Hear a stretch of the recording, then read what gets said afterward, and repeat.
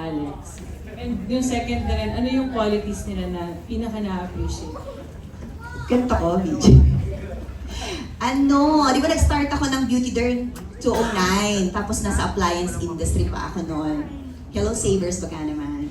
May press off, free plugging. Tapos, naku yung usual, mga tropa ko sila.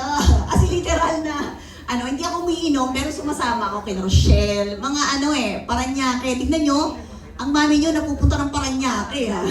Nagharap ng friends. So, sila magbabarkada ni na Carlo, Matt Evans, yan. So parang naging magkakaibigan kami noon pa. Tapos laro-laro lang. Tapos may Ilis Avenue na ako noon, bunso eh. Tapos kung ano na lang pinopost nila. Konsehal pa noon, tapos iba pa yung girlfriend niya. Hindi ka nagsinungaling. Live. Char, di ba ganon? Tapos, meron atang time na hindi ka na tumakbo no, bunso. Parang ganon. Tapos hanggang paakyat ng paakyat. Yung sinasabi niya kanina na, alam niyo, nag-mature na rin ako, tumatanda na ang mami ninyo. Siyempre, mahal ko silang lahat. Pero parang si Sanya, ako yung una niyang endorsement eh. Pero Sanya Lopez na siya ngayon. Yung thought na nauna na nasa akin si Sanya, nakita ko siya na umangat. Basta maging honest lang sila, para akong nanay na kung gusto nila mag-grow, bakit hindi? Diba? Kasi isa na akong nanay at saka ate sa kanilang lahat na kung saan sila mas magiging successful at yayaman, go lang. Kasi hindi naman na magbabago yung pagmamahal ko sa kanila. Yun. Tapos si Alex noon, hindi ko pa alam kung sila kayo na ba yun?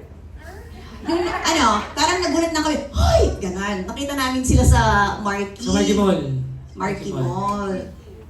2015. Yun. Promise?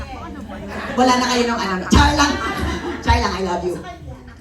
Hindi, very loyal yan. Ganyan magmahal si BG. Ganon, tropa-tropa, tas tinutulungan.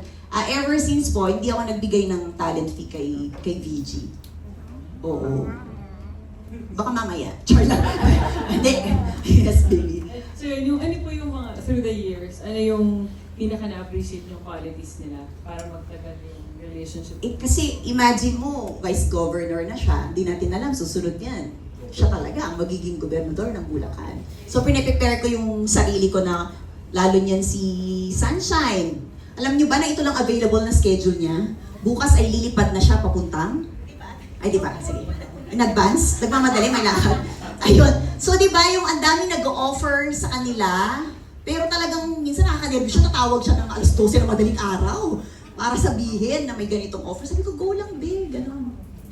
Basta, happy ako sa kanya na nagbabalik ang ating sex bomb. Ganon. Pero I'm very happy na yung mga kasama niya nasa ibang stasyon na. Nasa akin pa rin siya.